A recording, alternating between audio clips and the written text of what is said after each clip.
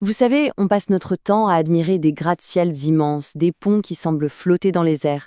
On est impressionné par leur taille, mais on pense rarement à ce qui se passe à l'intérieur, à toute cette ingénierie invisible qui les empêche tout simplement de s'effondrer. Alors c'est justement ça qu'on va décrypter ensemble. Si on se pose la question, dans une structure en acier géante, c'est quoi le point le plus critique? Spontanément, on penserait aux énormes poutres d'acier, celles qui ont l'air de pouvoir tout supporter. Ou peut-être la qualité de l'acier lui-même. Eh bien, pas du tout. La réponse est beaucoup plus discrète. Ce ne sont pas les poutres, ce sont les milliers, les dizaines de milliers de petites connexions qui les assemblent. C'est là, dans ces jonctions, que tout se joue. C'est le point de rencontre fragile entre des forces colossales. Allez, on attaque la première partie, la faiblesse cachée de l'acier. Parce que oui, même ce matériau qui est le symbole même de la solidité, eh bien il a un talon d'Achille. On connaît tous cette expression. Une chaîne n'est jamais plus solide que son maillon le plus faible. Dans le monde de la construction métallique, ce maillon faible, c'est quasi systématiquement l'assemblage. En fait, toute la science qu'on explore ici existe pour une seule et unique raison.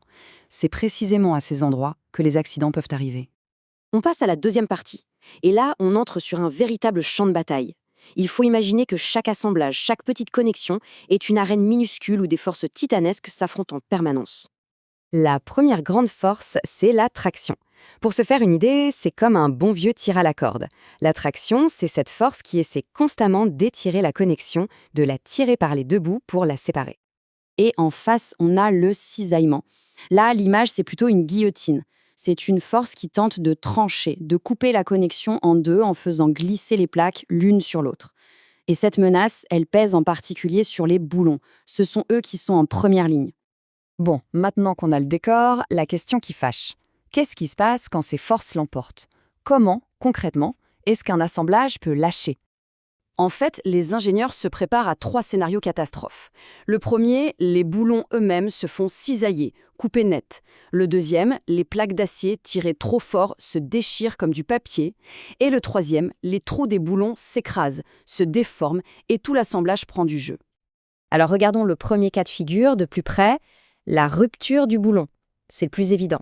La première chose qu'un ingénieur vérifie, c'est si le boulon est assez costaud pour résister à cette force de cisaillement sans se faire couper en deux.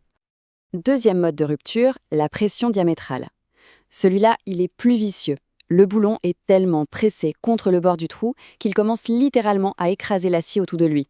Le trou s'ovalise, la connexion devient lâche, instable et donc extrêmement dangereuse. Et enfin, le troisième point faible, c'est la plaque elle-même. C'est logique, quand on perce une plaque pour y mettre un boulon, on enlève de la matière, donc on l'affaiblit. Le calcul de la section nette consiste à vérifier que ce qui reste d'acier autour du trou est suffisant pour ne pas se déchirer sous l'effet de la traction. Ok, on a vu les menaces, ça peut faire un peu peur.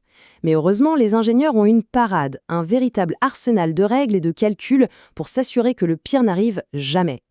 Et cette parade, ce ne sont pas des formules secrètes, mais des manuels officiels, de vraies bibles pour les ingénieurs. Des documents comme l'Eurocode 3 définissent toutes les règles du jeu. Ici, il n'y a pas de place pour l'improvisation ou le à peu près. Tout est calculé. Le processus, pour simplifier, c'est une sorte de checklist de survie. D'abord, on identifie toutes les forces en jeu. Ensuite, on calcule la résistance des boulons au cisaillement. Puis, celle des plaques à la déchirure. Puis, celle des trous à l'écrasement. Et enfin, l'étape cruciale, on applique un facteur de sécurité.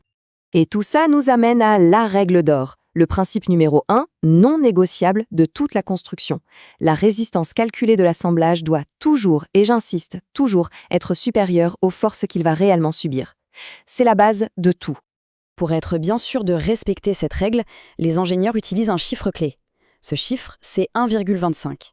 Dans leur jargon, c'est le fameux coefficient gamma M2, le coefficient de sécurité pour les boulons. 1,25, qu'est-ce que ça veut dire concrètement? Eh bien, ça veut dire qu'on se garde une marge de sécurité.